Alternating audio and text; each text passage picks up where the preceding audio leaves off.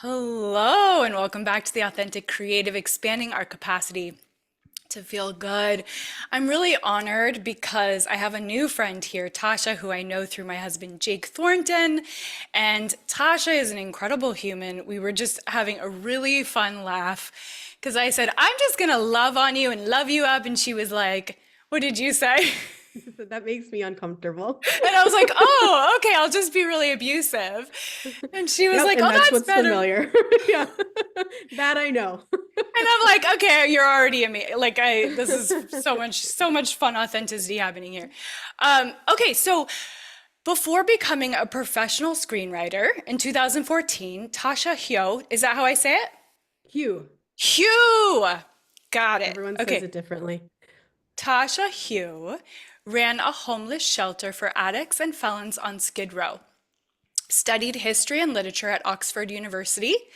So is that Oxford University the one that's in London, like outside London, or Outside Oxford? London. Yeah. Uh-huh. Yeah, we were just there. Oh, it's so awesome there. I love it. And there's like a show now that's on TV that's all based there. Uh, okay, we'll get into it, but Okay. she considered joining the Marines so she could fly F-14s like Maverick. That's psychically, mystically so crazy because I just finished a breathwork session like an hour ago with my facilitator, and he was playing the song from Top Gun and is talking about being Mavericks. Okay, that's crazy. That's interesting. And you worked in development at Universal Pictures. Tasha is currently EP slash showrunner on Tomb Raider: The Legend of Lara Croft for Netflix. And The Mighty Nine, is that how I say it? Mighty Nine, like the Germans. Nine. Yeah. Ah, nine. The Mighty Nine for Amazon Studios, an hour-long adult animated series based on a story by Critical Role in the world of Dungeons and Dragons. That's it. That's me. She is also writing an animated horror anthology series for Disney Plus and a feature for Riot Games. Her other credits include the live action feature adaptation of Naruto for Lionsgate, Red Sonja for Millennium, and Witcher Blood Origin for Netflix. So, Tasha, your journey from running a homeless shelter to becoming Mm. to becoming a showrunner and writer for major studios is so incredible. How have those diverse life experiences shaped your creativity and the way that you lead your projects? That's a really great question. It's interesting because I feel like in our business, and I'm sure in many businesses, but this being a creative business, I think is particularly interesting that many people they go to film school and then they come out to LA and they try to be screenwriters. And I did that and then totally pivoted because of various life things and have since led a life that is like very diverse and interesting and a lot of ups and downs and just sort of interesting, I guess, adversity and shades of life that I never would have experienced had I gone that sort of traditional route. And I do think it has allowed me to kind of access. I'm not going to say people who don't live this life and just go to film school can't do this, but for me personally, it's allowed me to access, I think, an emotional well that I'm able to pull from and being able to be in different perspectives, I think, in a way that I've seen other writers maybe struggle with sometimes. Um, Hmm. it's just, Yeah. I mean, I am very much a proponent of, sort of adversity, being able to survive adversity, and it makes you a stronger person. And I read once that that is a very American idea, and I'm still wrestling with if that's true or not. It feels like a human thing, Hmm. but Yeah, I think it's a human thing, I would say is my opinion on that. You have a podcast, I do. I have a screenwriting podcast. Yeah. which we didn't Um, include in the bio here, but I listened to a couple episodes of your incredible podcast, Thank you. which I just wanted to keep binging and haven't had a chance to get back to it, but it's so good. And Thank you.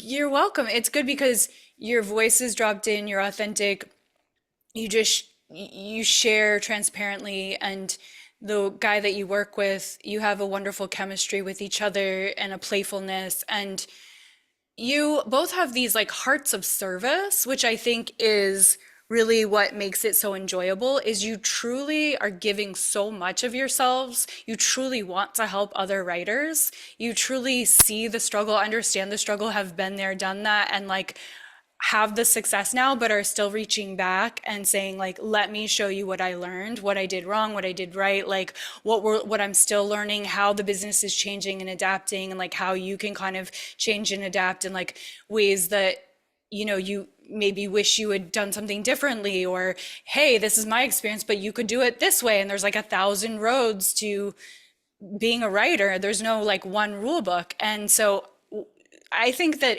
if you're interested, listener here, if you're interested in, for any reason, in the world of screenwriting, that it would really serve you. I'll put the link in the show notes for your podcast. It's just a wonderful conversation that you're having. So thank you for Thank doing that you. that work of service. You're continuing to give back in that way. Yeah, so I think that's so fascinating that you have this real life experience of kind of all different ways of diversity and economic backgrounds that you've helped that are, you say, informing the work that you do. So I want to just go back to, where did you grow up? What was childhood like? I mean, I know that's a huge question, but maybe we can just nutshell it a little bit. Yeah, sure. I grew up in Orange County, California, which is about an hour south of Los Angeles, if you don't know the area, which is totally you grow up there not knowing anything about LA, even though it's only an hour away. It's just they're two completely separate worlds. I would say it's a very white world. It's a very, at least the area I was in, which is more South Orange County, it was a very upper middle class to wealthy white area. Hmm. And so it was my mom's dream to send me to private school, and she was able to work her ass off to make that happen. And so I ended up in an even I think like wider community and richer community. Um, but it was interesting because I was like the only brown person in my school growing up. Um, that's a lie. There were three of us of various shades. But that definitely informed because you kind of get the, at this point, kind of cliche experience as I'm half Chinese of, people making fun of your name or your culture or I also like grew up chubby, and so it was a lot of like the fat shaming that comes with that, especially at a younger age for girls in particular. Um, but it's also this really interesting place because and when you talk about where I grew up, for some reason I mostly go to high school and middle school, which is the experience that I'm talking about here, Hmm. because it just feels the most formative. Yeah. And I happened to go to school just down the street from a horse stables, which is where I also grew up. So we had horses. It was also my mom's dream to have horses. So when I was 10, I got my first horse, and she had a Wow. horse, my dad had a horse, and our stables was just down the street. So it was this weird, like, I didn't feel comfortable at school, but I loved school. I loved learning. It was like one of my favorite things. I'm a huge nerd. Every time there was summer, I was like, when can I go back to school? Oh, that's But so cool. yeah, I just love it. But also, right next door, my trainer would literally come to school to pick me up on a horse, and I'd like ride back with her, and we'd go, What? yeah, and like the rest, it was like in the middle of the city too. If you know Orange County, it's like what? That's It insane. was so fun. And so I grew up there as well. So I had these kind of two experiences of growing up that were very, very different, two completely different sets of friends with different sets of values. So What that were was the really friend interesting. groups? What was one of them were like the kids who really were into studying and the other were like horse people, or? Yeah, pretty much. Like I gravitated towards the nerds in actual school. And then when it came to the stables, what was interesting is you sort of didn't know what friend group people were in at school. So they could have been the jock, they could have been, the prom queen, or they could have been the nerd. And it just sort of didn't matter. We were all connected by this like similar love for a sport or, horses and the sort of life that you lead around that. And it was a huge part of my life all through middle school and high school. I would go and compete, and well, it was great. So it was its own separate little mini culture. Were you, thank you for sharing all of that vulnerably. Were you a writer from the beginning? I imagine you've always written and that you always had like a propensity towards it and that it was something that you enjoyed. And did you think that I'll be a famous writer one day, I'll work in Hollywood, I'll do TV shows. Like, when did that start to come into your thinking? Not till very late. I knew I loved writing at a pretty early age. I say around like 8 years old. I don't know exactly, but it came from my grandmother, whose godmother was a famous journalist. She was, really ahead of her time. One of the first sports journalists in Los Angeles. She, went up to Hearst Castle and knew all of the celebrities there. Was sort of in on that crowd, and was just this really forward-thinking woman that my grandma really, really admired growing up. And my grandma wanted to be a writer, and I don't think she had either the life that allowed that or the discipline to do so. But she would talk about it like it was the most incredible job that a human could ever have. And it would just fill Wow. you with richness. And I remember being really fascinated by that idea because I didn't really realize you could write. Like I knew there were books, but like I didn't get that that was like a thing a person could do with their life. And so I started writing just on my own as a kid. I remember at first it was, you just copycat things that you love. Mm-hmm. And I remember like the first story I wrote was actually a really problematic story because I'd just been like really, really obsessed with this movie called Bad Girls, which is a Western starring Drew Barrymore. And the premise is not something that probably, a 10-year-old should be watching, but it was these women I who are remember it. you do who are Yeah. prostitutes in the old west. One of their friends Yeah. gets hurt or kidnapped and they go after them with guns. I love that movie so much. But I was so young that I like they use the word horror in it and I spelled it HORROR because I didn't know what a horror was. So I was that young, but Yeah. like I wrote a story about like rape and rescuing them and like horror, and my mom was like, we need to talk. Is like, are you okay? What has been going on? But it's just because I was like mimicking because that story had affected me Yeah. so much. I wanted to write something that affected someone that much. Yeah. Um, and I also really loved history. So what I actually wanted to do originally was write historical novels, and that's what I went to school for. I studied Oh, creative wow. writing. I studied history. When Where I did went you to study Oxford, I that? did Oh, that. yeah, Oxford. That's right. Yeah, it was Oxford, and then I also went to Mills College up in Oakland, which is an all-women's school. So this Um, has given you more perspective being at Oxford. yes, for sure. Yeah. Yeah, because yeah, and I also studied American history at Oxford just because why not? That's such an interesting perspective to do it from the colonizer, Wow. which was also so fascinating. Yeah, I bet. Yeah. But to answer your question, it was actually in a history class. I was studying history through film as part of my degree in history.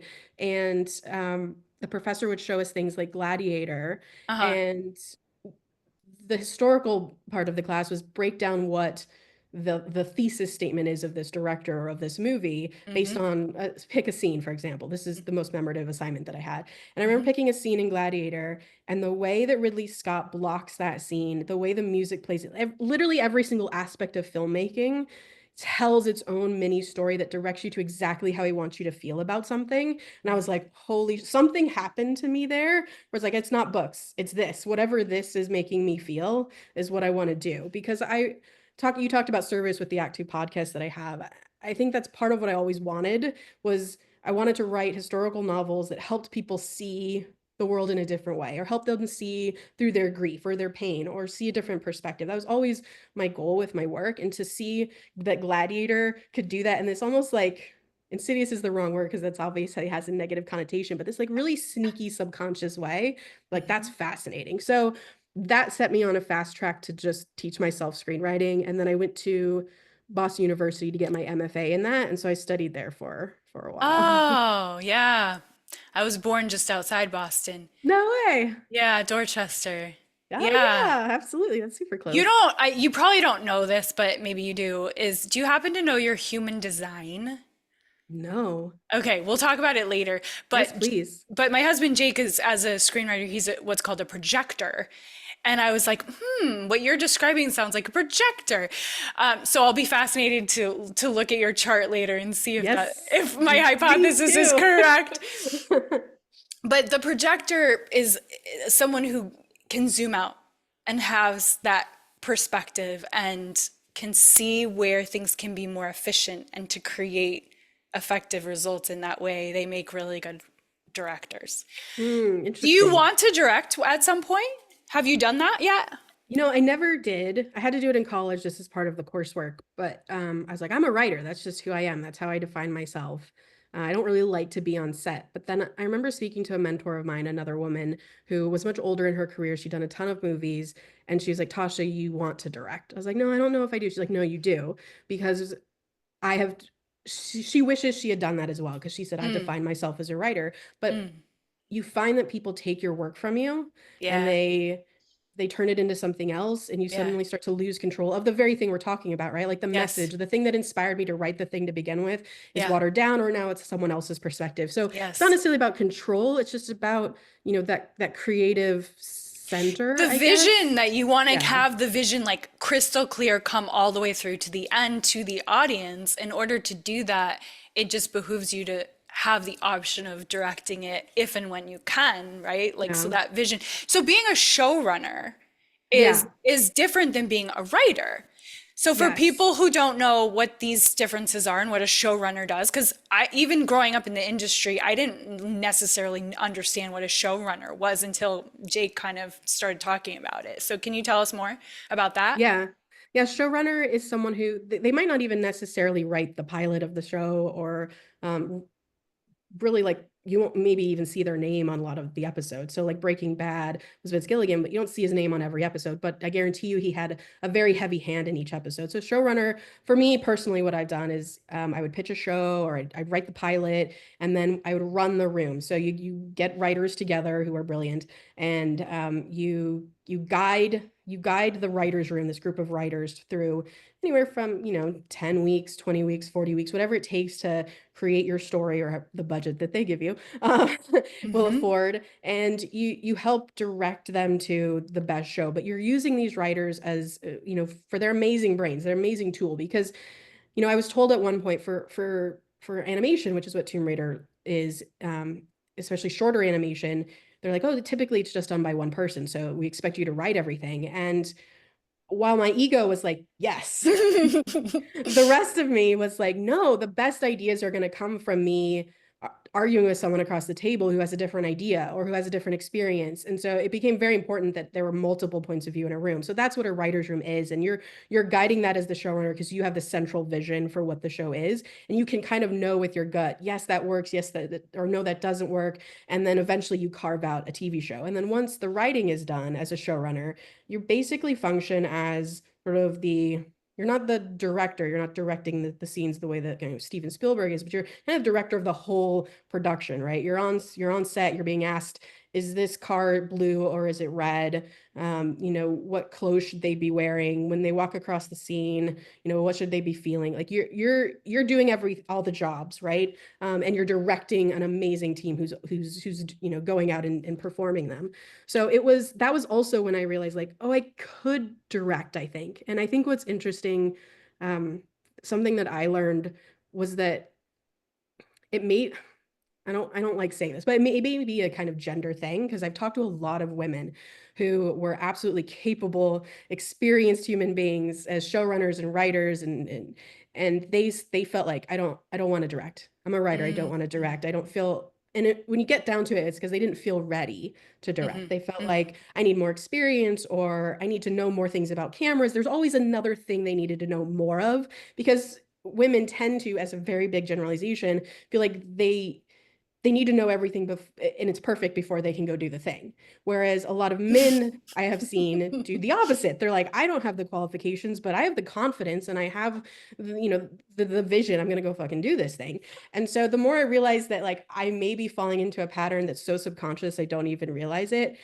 I've convinced myself that I need to direct at least once to see if it is genuinely something I like, I'm just afraid of. Yeah, that's so fascinating. I love your self-reflection on that. And yeah, you're right. Like in general, women tend to be caretakers and literally like gonna run the show from behind the scenes. And men tend to be more adept at giving direction, being decisive, saying, you go there, you go here, I'm running the show.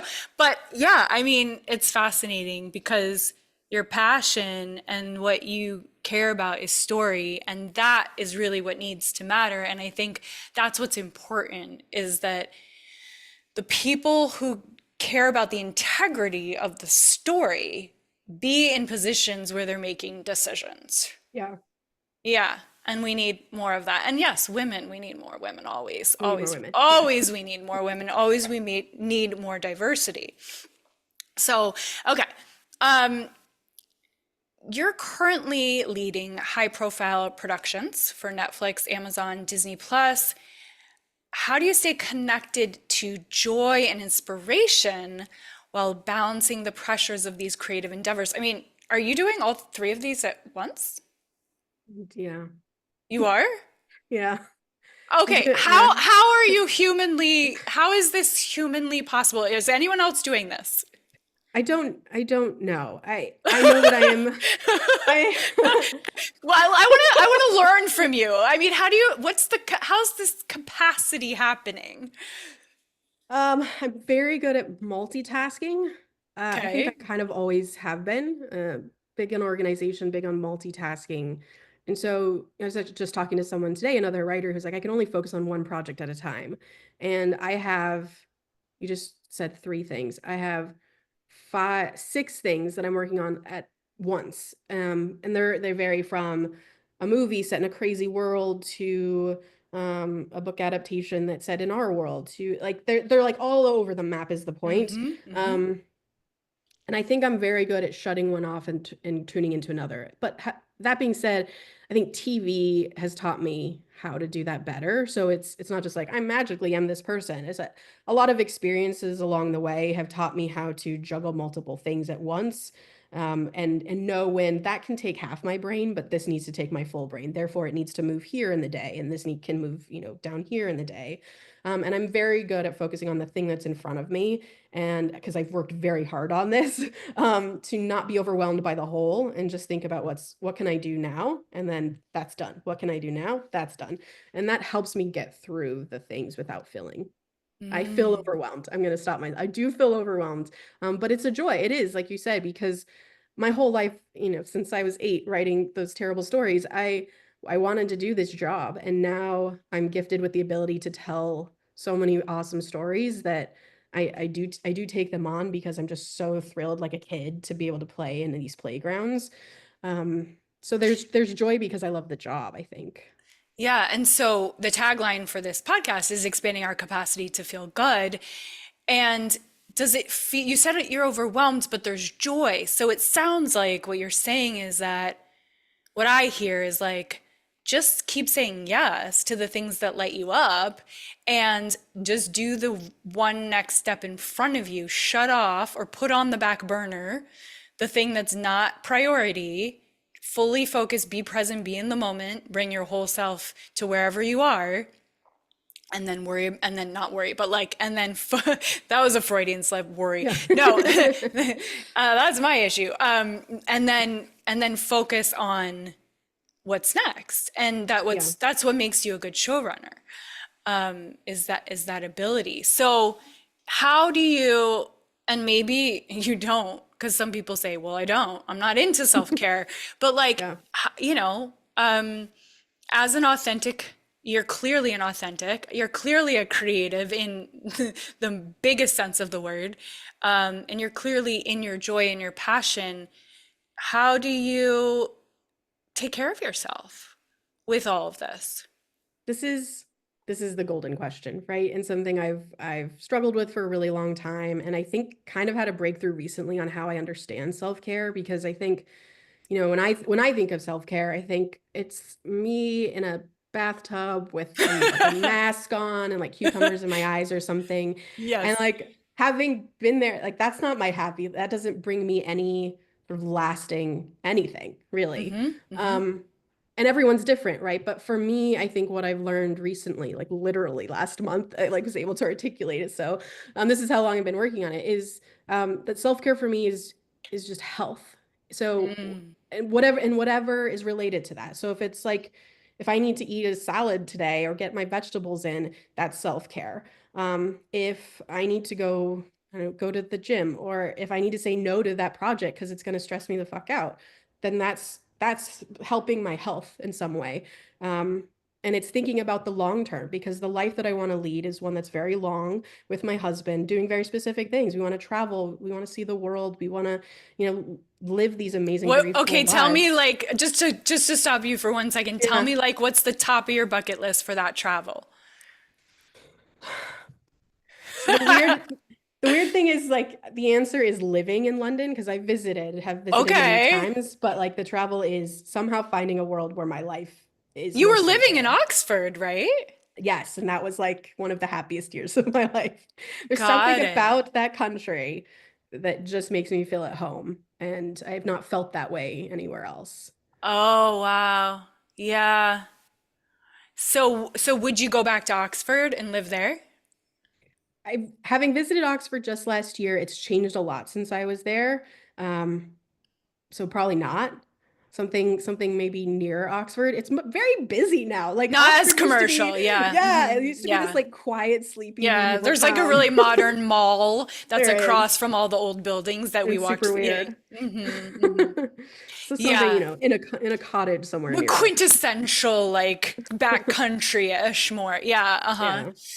Yeah. Yeah, we toured around the Cotswolds last summer.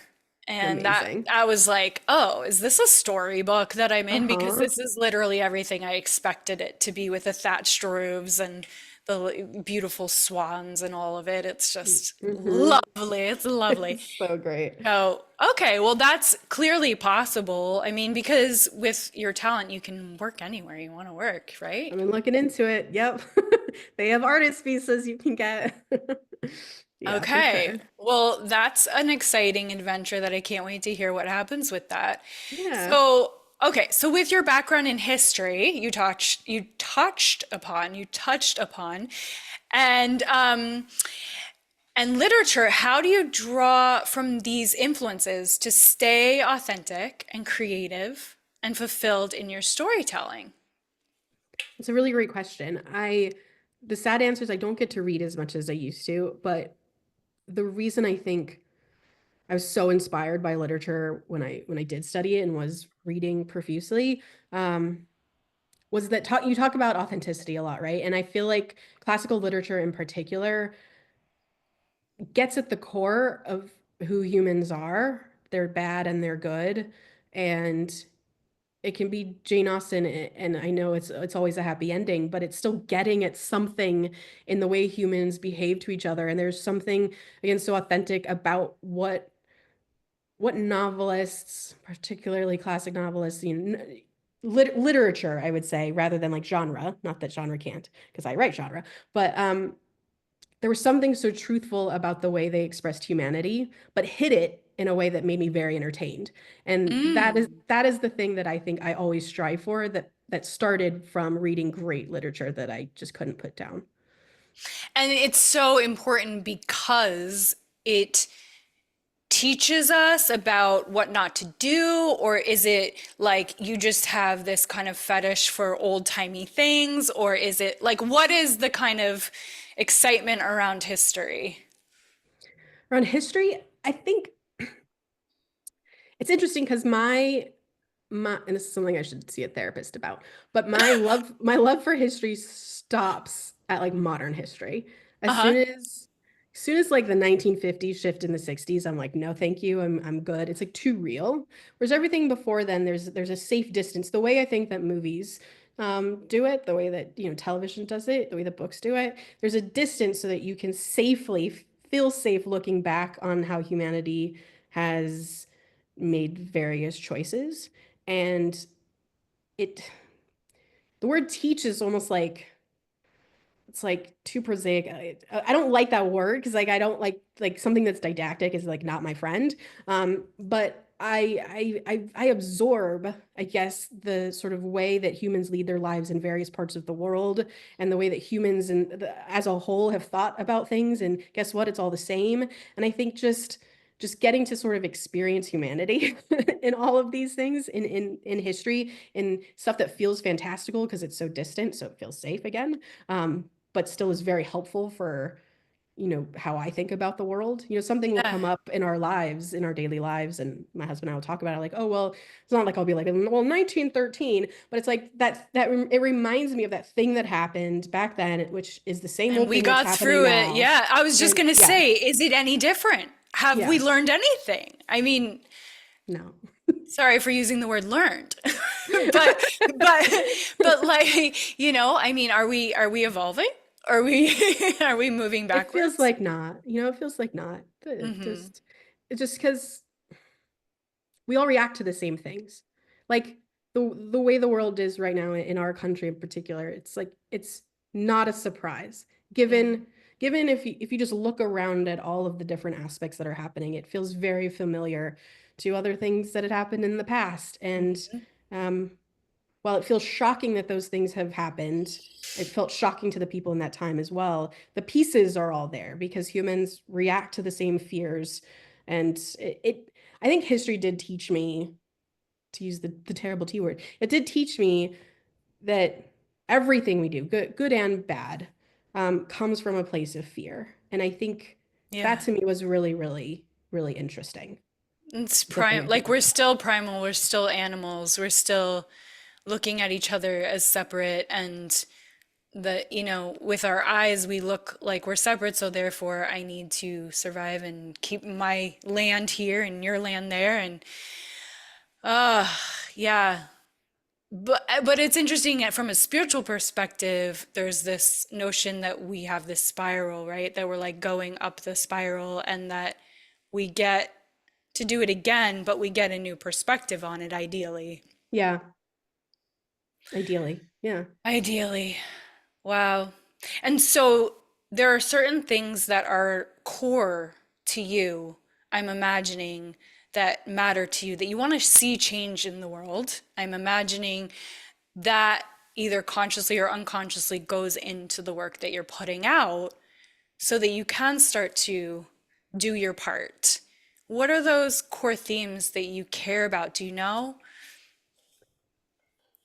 Yeah, I think it changes over the course of my life, that just in terms of what I am particularly caring about in that phase of my life.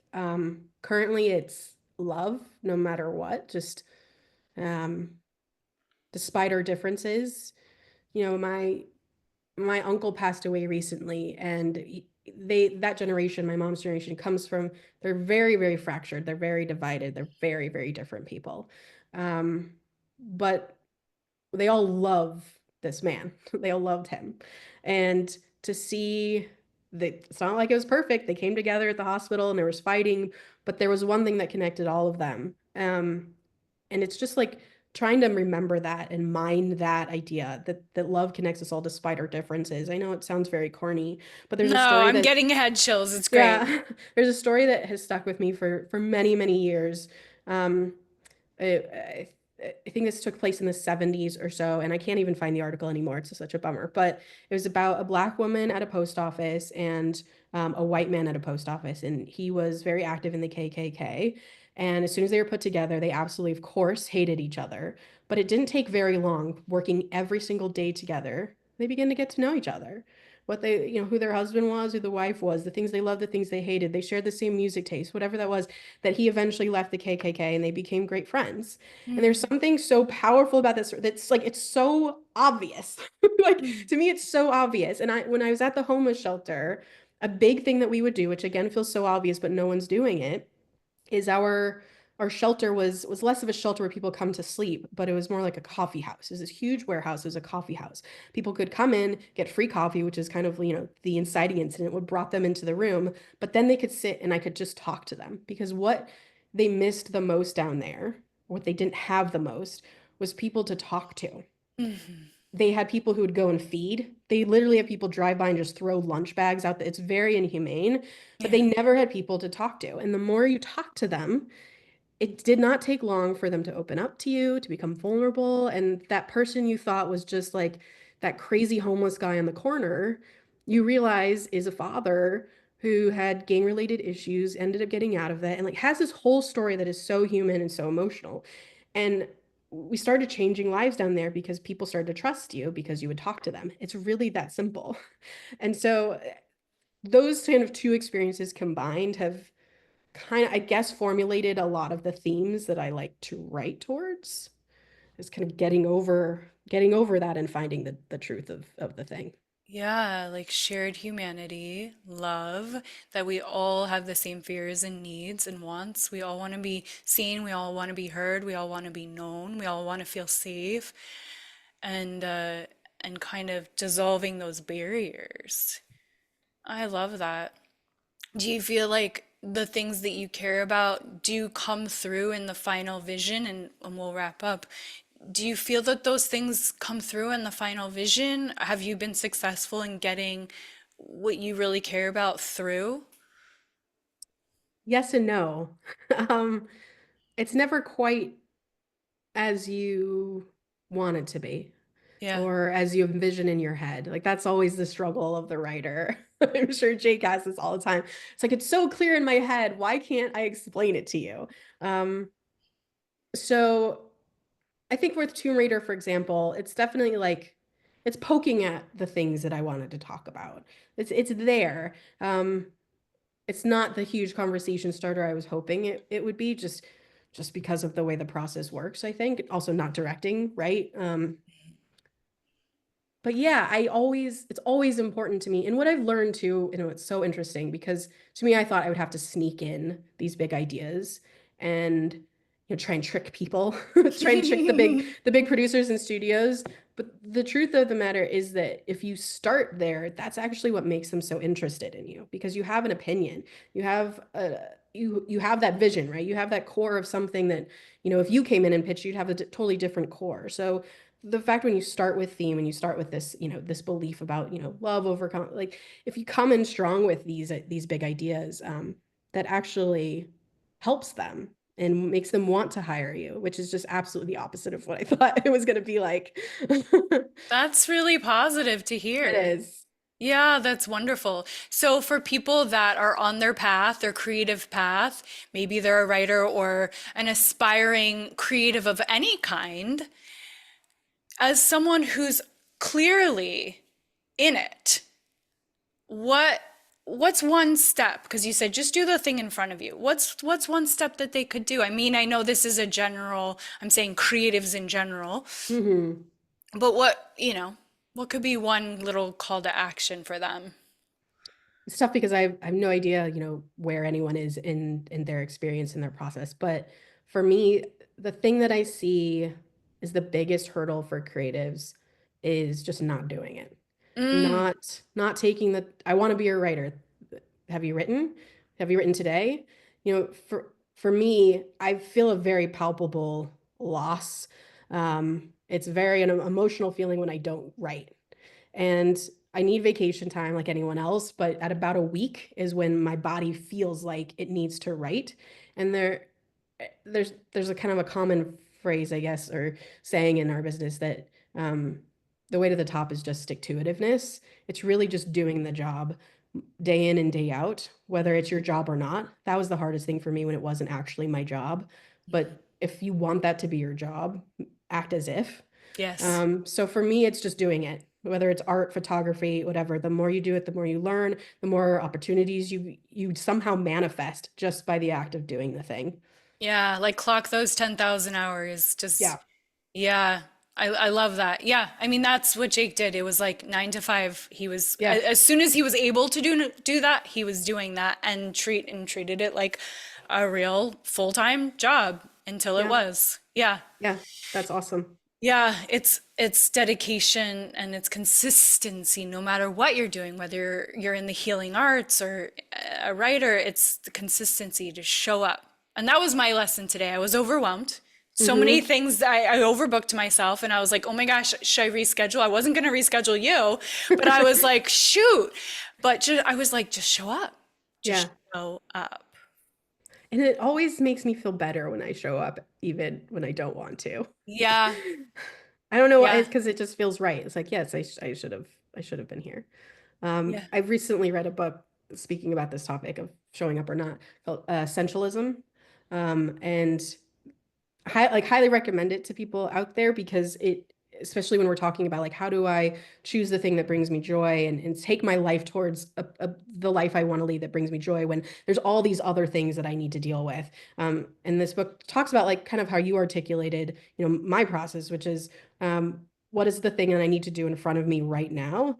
And then what are the things that aren't bringing me joy and stressing me out? And how do I eliminate those from my life entirely and really being um, really serious about that process because the cleaner you can make your life and the thing that's in front of you, the easier it actually becomes. That's great. Yeah, we get so ingrained in our habits, even if they're not helping us, even if there's not a positive feedback loop, we still are like, well, this is safe because it's what I know. 100%. I totally know that feeling. Yeah. And doesn't happen overnight, right? Habits are hard to change, but I think that's also part of the process is knowing it's a process. It doesn't happen overnight. Thank you so much. Yeah. It's so This awesome was to so talk to you. fun. You were right that you do like not abusing me was the right call. I did ease into it. I held back on some of the adoration just to make you more comfortable. Thank you. I appreciate it. Yeah, but I will say, because this is the part where I do have to say some loving things because I feel called to that, you're paving the path for other women. Your work, the way that you're showing up consistently, you're showing what success can be to so many people, and it's really important. And yes, like you're doing it for you, but by you putting in the hours and showing up and caring about love and shared humanity, you are making this incredible impact. So it's amazing. And I appreciate you. And thank you for doing the work that you do and for your podcast. Thank you. And You're I so can't, kind. oh my gosh, I can't wait to see you directing. I can't wait to see, not that you have to, because you're enough just as you are. Oh my God. You could do one show and it would be enough. But I can't wait to see you living in Oxford or outside of Oxford, Mhm. just on horses and Oh, it sounds amazing.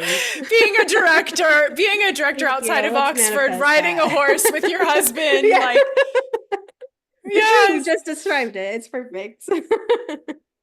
Well, I appreciate Thank you, and you. we're hopeful. We're hopeful, Tasha, that you'll be able to join us for the podcast panel coming up. Yes. And if not, we totally understand. But No, I would love to try to make it. Yes, absolutely.